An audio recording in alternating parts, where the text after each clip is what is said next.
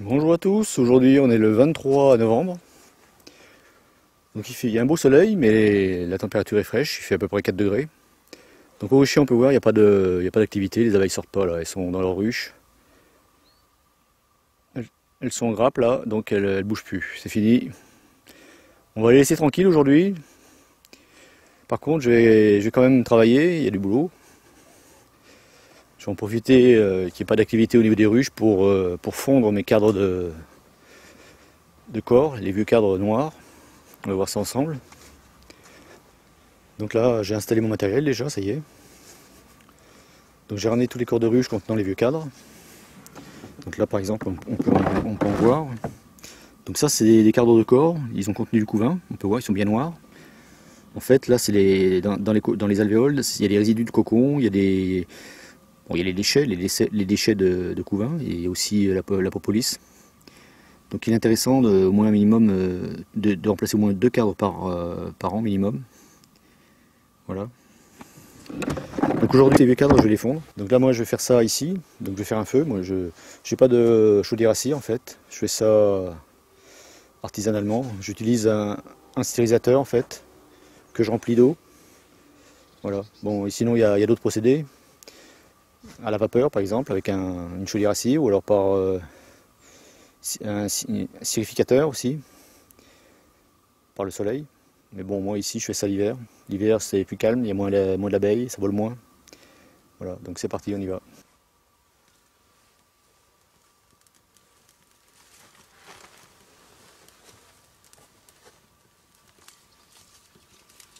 Un bon feu pour chauffer l'eau.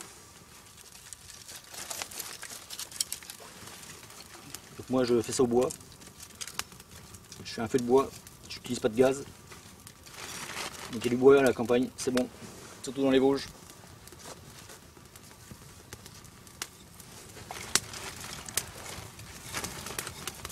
Je fais un bon feu.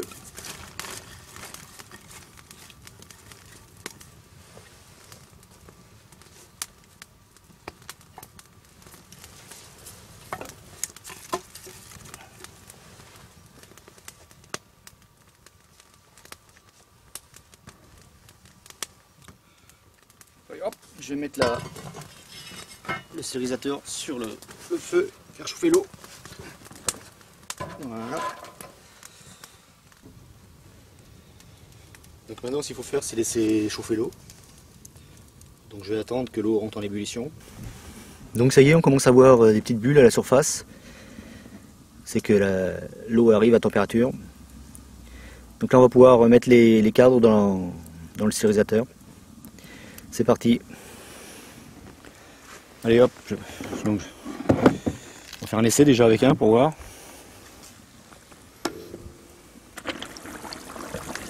Donc pour que la cire puisse fondre, il faut une température minimum de 70 degrés.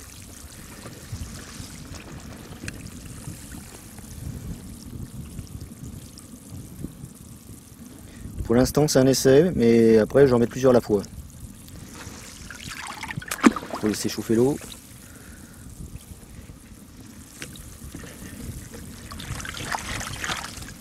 On voit bien, ça y est.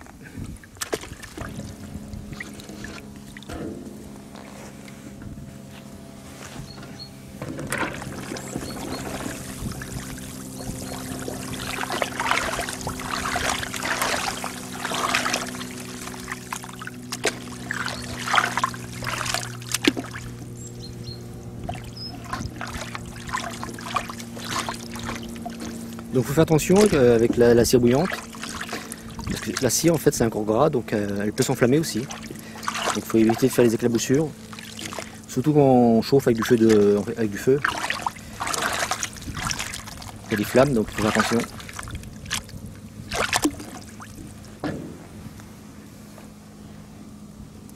Donc là c'est bon, je peux y aller alors. Donc c'est parti, on y va. J'en mets plusieurs à la fois.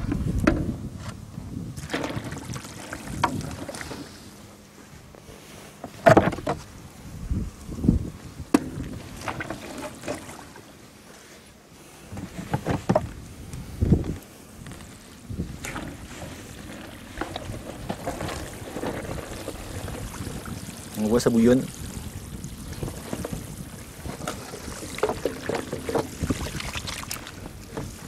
Après je vais les retourner. Donc il n'y a rien de compliqué.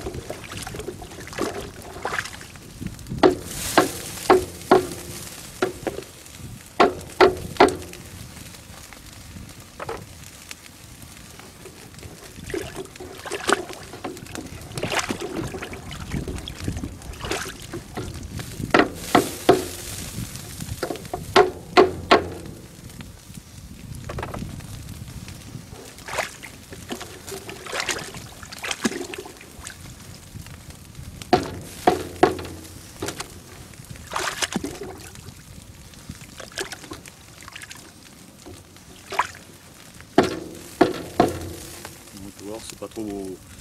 Ils sont quand même bien nettoyés. Bon, j'en passerai tout à l'heure dans un autre bain. Allez, on continue.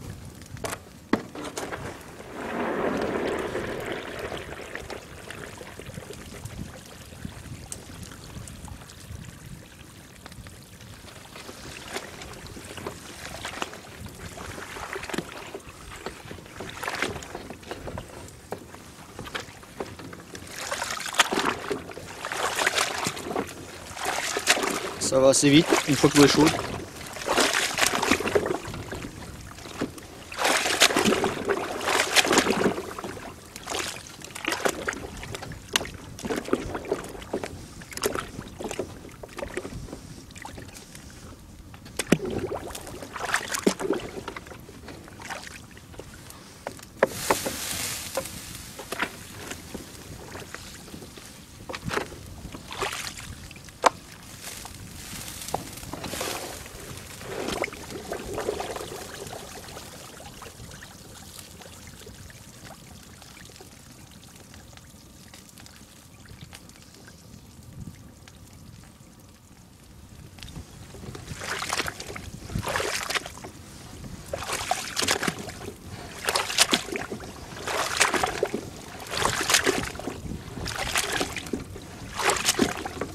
Donc là on va récupérer de la cire, mais ça va pas être la meilleure cire.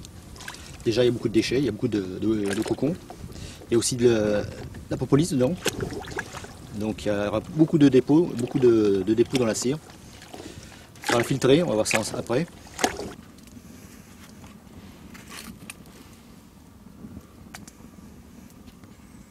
Ah, j'ai une abeille qui vient me rendre visite.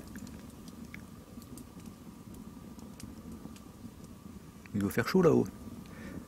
Qu'est-ce que tu cherches? Retourne dans ta ruche. Donc c'est pour cela que j'évite de faire ça quand les ruches sont en activité. Parce que sinon les abeilles vont venir constamment m'embêter. Surtout que là je suis à proximité du rucher. Donc j'en profite qu'il fasse froid pour faire ça. Donc ça y est, j'ai fait une série là. Il me reste encore quelques-uns à faire, mais je vais arrêter parce que là le stérilisateur il commence à être pratiquement plein. Donc je veux pas que ça déborde. Ce que je vais faire maintenant, je vais enlever une partie de la cire. Donc la cire elle se trouve en surface, elle remonte en fait. L'eau reste au fond et la cire est au-dessus avec les déchets. Au fond on va avoir la propolis et au-dessus on va avoir les déchets avec toute la cire. Donc là pour récupérer la cire il faut déjà filtrer.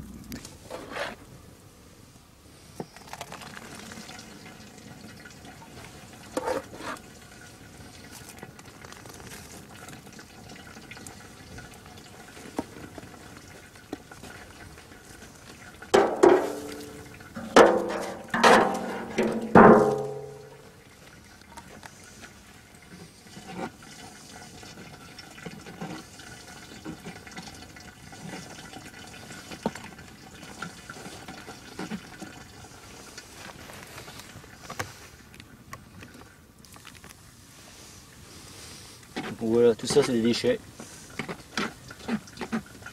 Ce qu'on essaye de faire, c'est récupérer la cire. Donc la cire va passer à travers la passoire et les déchets vont rester. Il y a aussi des déchets de propolis qui vont passer.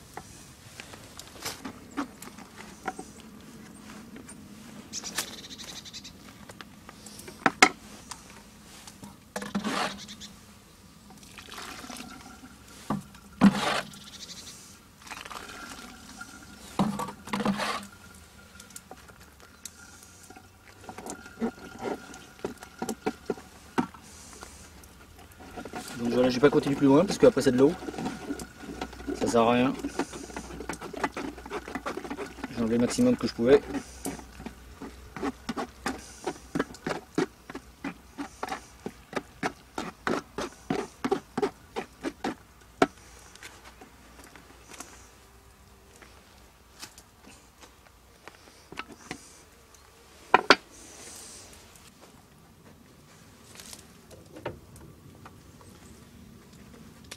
Donc ça y est, la première étape est terminée. J'ai fondu la cire des cadres de corps. On a vu qu'il y avait pas mal de déchets. Donc là on voit qu'ils ne sont pas encore bien propres. Donc ce que je vais faire maintenant, je vais les repasser dans un bain. Donc là j'ai rempli de nouveau le stérilisateur. Je l'ai rempli d'eau. Par contre j'ai rajouté 1 litre de soude liquide. Voilà. Et maintenant je vais les tremper dedans. Je vais les agiter de façon que ça nettoie bien.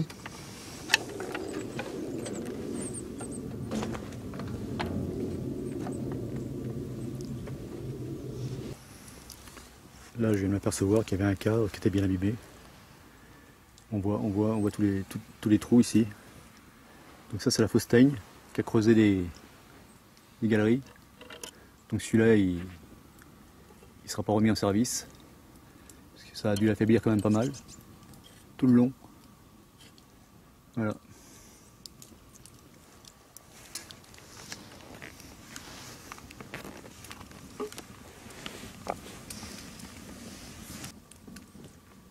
Là, il y a moins de danger que tout à l'heure avec la cire, parce que la cire, le problème de la cire, c'est qu'elle peut s'enflammer. Bon, là, il y a moins de risques. C'est de l'eau, mais bon, on peut s'ébouillanter quand même, il faut faire attention. Et surtout qu'il y a la soude caustique dedans, donc il faut quand même faire attention. Porter des gants, des lunettes. Alors, on voit bien la propolis. Tout ça, c'est la propolis au-dessus.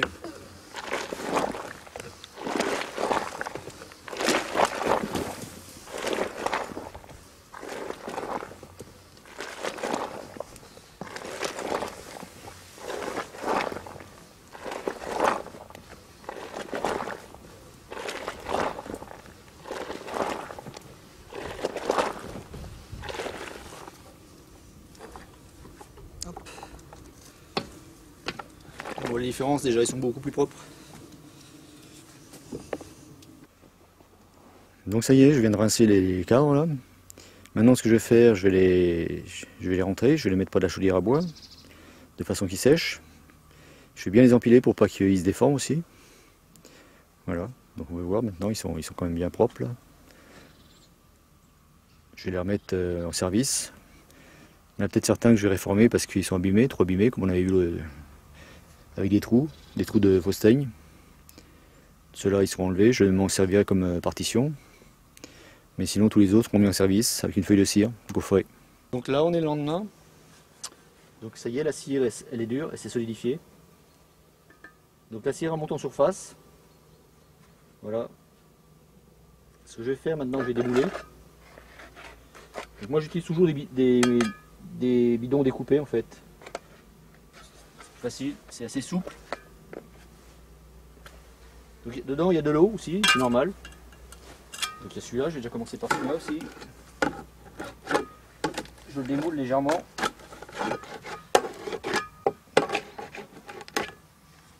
Et je retourne. Donc dedans il y a de l'eau, c'est normal.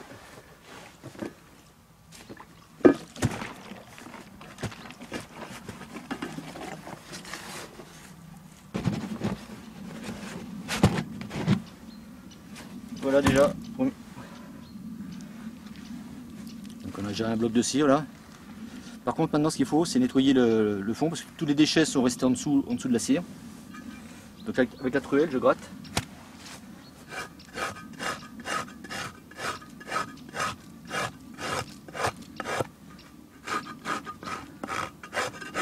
Tout ça c'est des déchets. La propolis, des déchets de propolis. Donc cette cire là, je la repasserai une fois. Parce qu'il y a encore des... dedans, elle est pas bien propre encore. Donc je vais la repasser une fois. Mais quand je vais la passer, je vais la casser et je vais casser le bloc en morceaux. Donc j'enlève le plus gros déjà.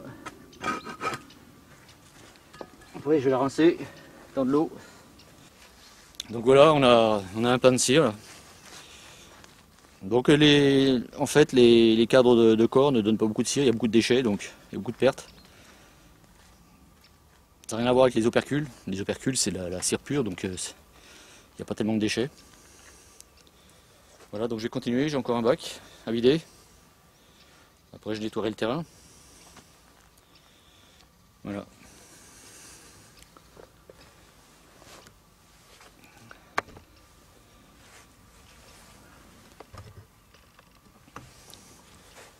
Donc ça je vais nettoyer aussi, il servira pour la prochaine fois. Je vais gratter la cire à l'intérieur parce qu'il y a encore de la cire. Sinon après je vais avoir du mal de démouler les blocs. Donc moi j'utilise ce principe là, mais il y a d'autres principes. J'utilise en fait, j'ai fait une plaque avec un trou au milieu et avec une petite passoire que je mets dessus et je mets dessus le bac. Voilà, j'ai plusieurs bacs. Bon, il n'y a rien d'extraordinaire.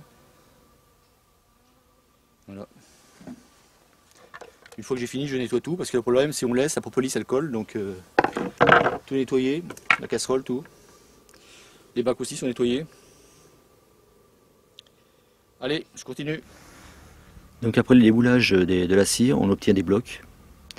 Donc j'ai deux blocs différents là. J'ai un bloc de cire provenant des opercules, c'est celui de gauche, et un bloc de cire provenant des cadres noirs que j'ai fondus, c'est celui de droite. Donc on peut voir une différence de couleur. La cire d'opercule est beaucoup plus claire, c'est normal, elle n'a pas contenu de déchets, de couvain. Moins de propolis aussi. Donc c'est normal qu'elle soit beaucoup plus claire. Celle de droite par contre, elle est beaucoup plus jaune. Donc cette cire là, on peut la purifier encore plus. On peut la refondre. On casse des morceaux de bloc et on refait une fonte. Et au fur et à mesure, elle va s'éclaircir. Mais cette cire, il faut éviter de la réinjecter dans les ruches parce qu'elle contient encore des molécules de produits de traitement anti-varrois. Donc il est déconseillé de la réinjecter dans les ruches. Il est préférable d'utiliser de la cire d'opercule pour faire des feuilles de cire gaufrées, beaucoup plus saines. Donc voilà. Allez, terminé pour cette vidéo, la prochaine. J'ai pas précisé pour la cire d'opercule, je procède un peu de la même façon que pour la cire de cadre, sauf que je remplis pas le stérilisateur à fond. Je mets juste 5 cm d'eau au fond et je balance les opercules au fur et à mesure. Voilà. Donc c'est plus rapide à faire parce que la cire, déjà il y a beaucoup moins d'impureté dans la cire. Donc ça va beaucoup plus vite.